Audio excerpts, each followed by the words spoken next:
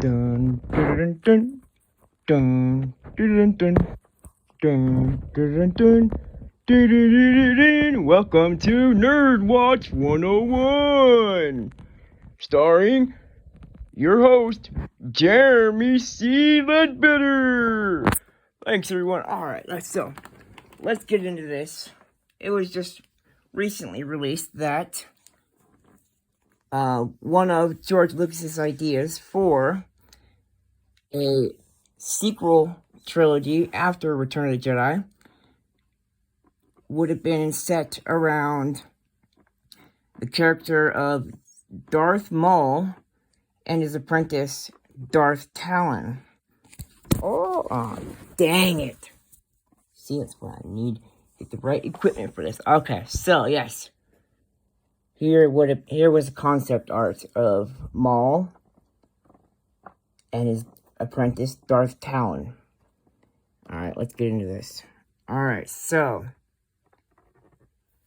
before he was presented a new pitch for Star Wars sequels to Disney around the time he sold Lucasfilm, George Lucas set aside some time to write a few outlines about what stories set after Return of the Jedi might look like.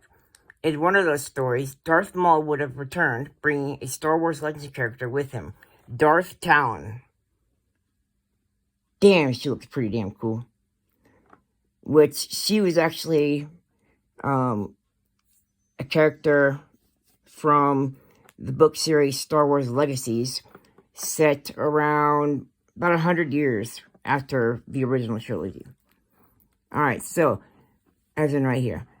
Darth Talon was originally introduced in a Star Wars Legacy story set over a century after the original trilogy as part of the One Sith, a group that eschewed the idea of the rule of two in favor of having strength in numbers, overthrowing the Jedi Order. In the upcoming sourcebook, Star Wars Archives, episodes 1 through 3, a new interview with George Lucas about one of the drafts for a sequel trilogy pitch indicate that George Lucas wanted to bring not only Darth Maul, who he had plans, of course, to resurrect in the Clone Wars, as which we saw, bring him back, but also Talon, whose backstory would be reworked entirely so that she could appear in an era set a few decades after Return of the Jedi. In the new backstory, Maul would train Talon as his new apprentice, effectively making her the Darth Vader of this new story, while Maul would take after Darth Sidious, establishing power by means of consolidating a current network from the shadows, as of course he did in the Clone Wars, becoming a new threat in the wake of a fallen galactic empire. And the story itself, as pitched here, would begin shortly after Return of the Jedi, and would revolve around the Skywalker twins picking up the pieces of Anakin Skywalker's legacy. Leia would work to restore the Republic and eventually become the Supreme Chancellor. She would actually make a pretty good Supreme Chancellor, probably the best.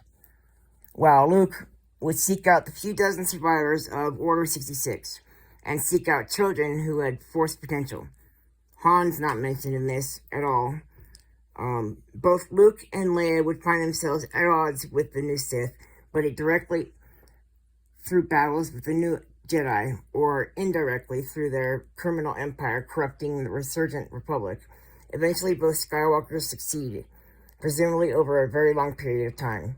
The story would also have an interesting twist to the prophecy of the Force, in that Leia would be the one who brought balance to the Force, not her father. And then,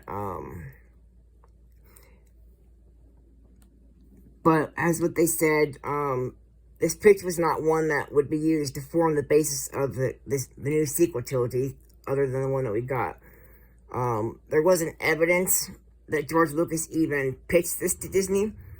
Lucas had lots of different ideas about what would come after Return of the Jedi over the decades, even very few of which even involved Darth Maul at all. And this is just many. So yeah, here with some concept drawn up of Darth Talon, and Ubar, who was, the secret name used, who would have actually been Snoke's character. Yeah.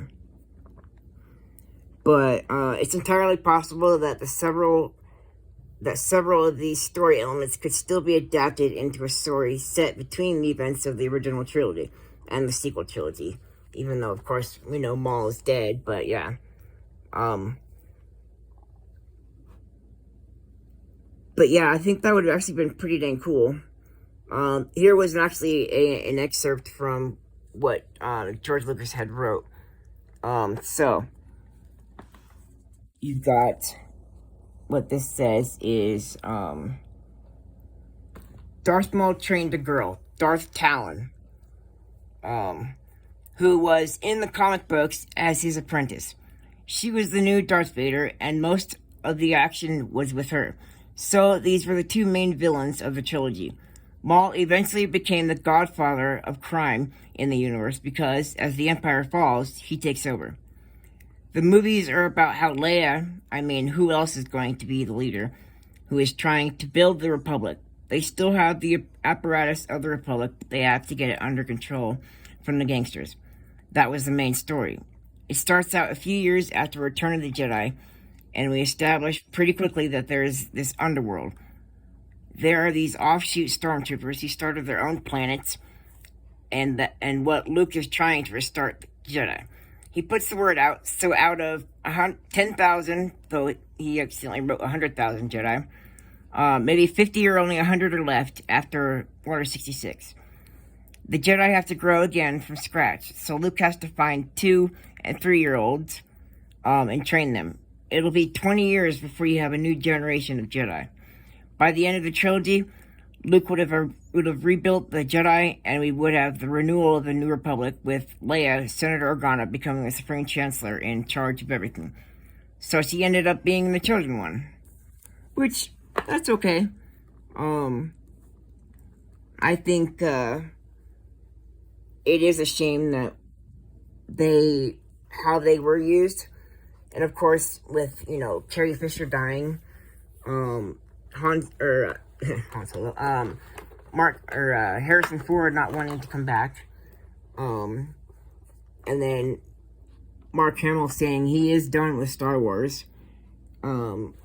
It's a real bummer that we didn't get any kind of stories like what we got with, in regards to,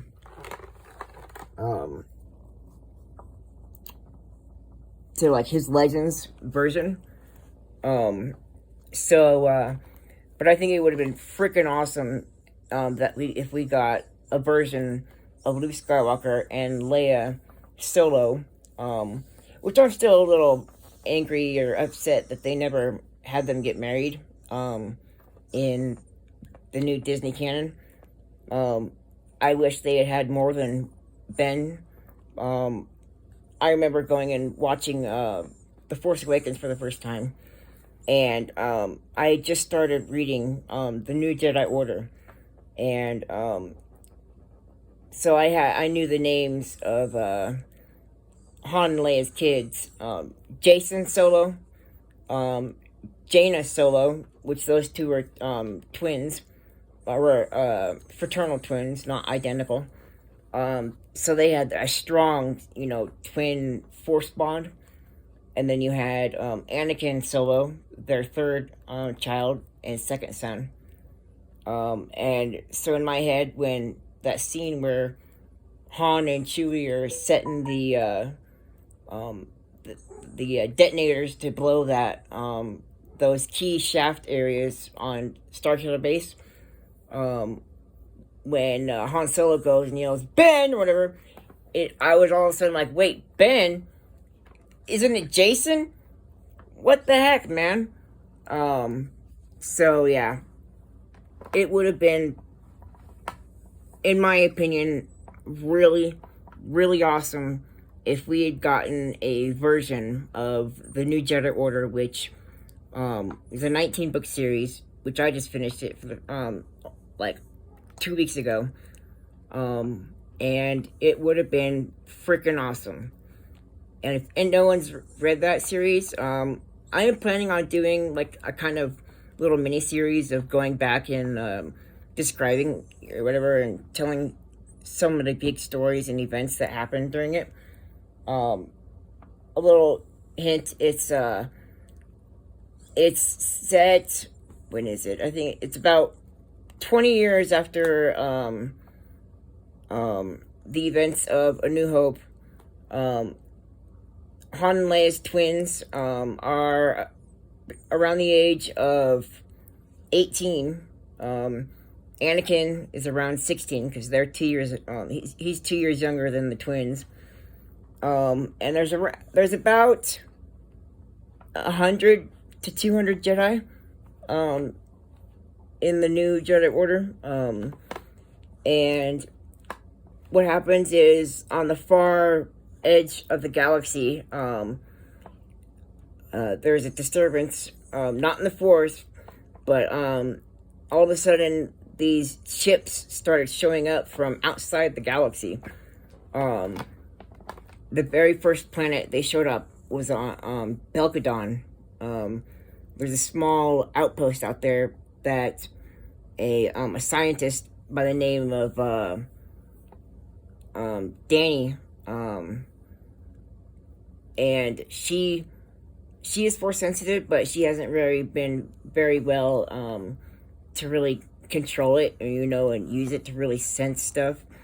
I know she learns to do that over time, but she decided she wanted to. She had a feeling that there was something outside the galaxy, some other sources of life, sentient beings out there, which she was right. Sadly, they weren't the best of things, best of kind to come and be a part of the galaxy. They actually were an invasion force from their galaxy that they ravaged when they were in a massive war. They're called the Yuuzhan Vong, and they actually mutilate their bodies. They scar themselves. They cut off, one guy, Nom Anora, he actually cut off his lips. And they do this to pay homage to their gods.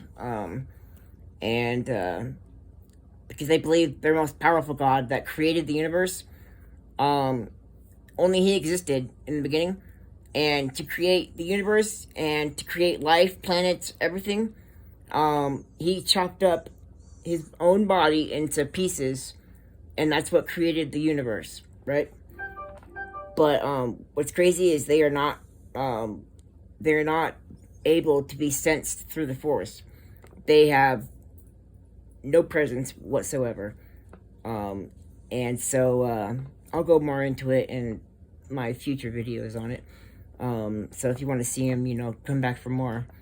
But yeah, I just wanted to show that and stuff. And I got another one planned talking about the very, very likely possibility of, after seeing him in premiere in the very last few seconds of the episode 1 of, actually it's chapter 9 of the premiere for Star Wars The Mandalorian, Boba Fett, he could be getting his own little miniseries, so fingers crossed on that. It would be being a good story, so. Alright, well, everyone have a good night, and catch me in the next video. Okay?